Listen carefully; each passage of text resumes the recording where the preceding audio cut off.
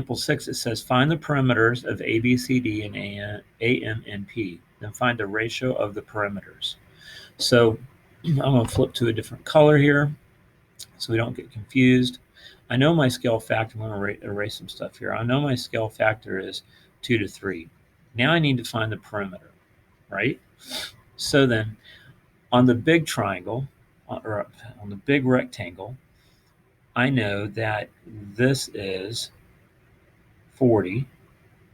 Nope, that's the small one. I know that CD is 45. So this would be B, C, D. This would be A. On the small one, I have A, M, N, P. This is 30. Okay, so sometimes when there's like this, I pull them apart. They're easier to see. So on a rectangle, I know if CD is 45, then AB is 45. If on the other one, I know AM is 30, so the other side is 30. And then I know that AP is 40, and I know MW is 40. But I need to find AD. Okay, that's the first thing I need to know. So I'm going to use my scale factor, and I can say 2 over 3. I did the small triangle to the large triangle. So then I can do AP over AD because they are corresponding sides. So the small triangle is 40 over AD. So now I can find AD, and I can multiply this out. 2 AD is equal to 120. So divide both sides by 2, and AD is equal to 60. So this is 60 and 60. So it says find the perimeters. Now I can find the perimeters of A, B, C, D. So I can find my perimeter of A, B, C, D. And I can find the perimeter of A, M, and P. So on A, B, C, D, that's going to be 45, 45, and 60, and 60. So I can say 45 times 2 is 90, plus 60 and 60 is 120. So that gives me a perimeter of 210.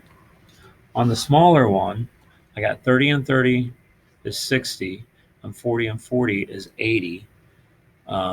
So this is going to be 140. Okay? So now it says find the ratio of perimeters. So if I find the ratio of perimeters, I have 140 over 210. Again, what's my greatest common factor? Don't know right off, but I can divide both by 10 real quick, and I get 14 over 21.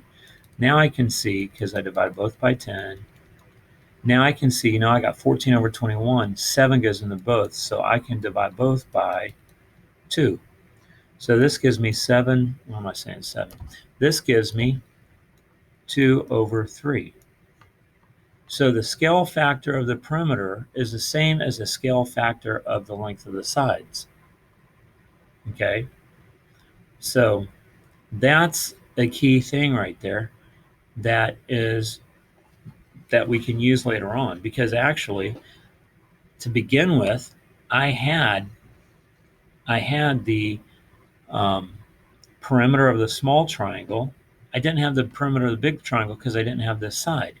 However, I could have just, instead of finding the length of that side, I just could have used the scale factor to find the perimeter of the larger one. And let me just show you that real quick. It's just would have been 2/3, and the perimeter of the smaller triangle I found to be 140 to the perimeter of the bigger triangle, right? So it'd be 2p is equal to 3 times 140. So that's 420. Divide both sides by 2, so 420 divided by 2 is 210, which just verifies what I got right there.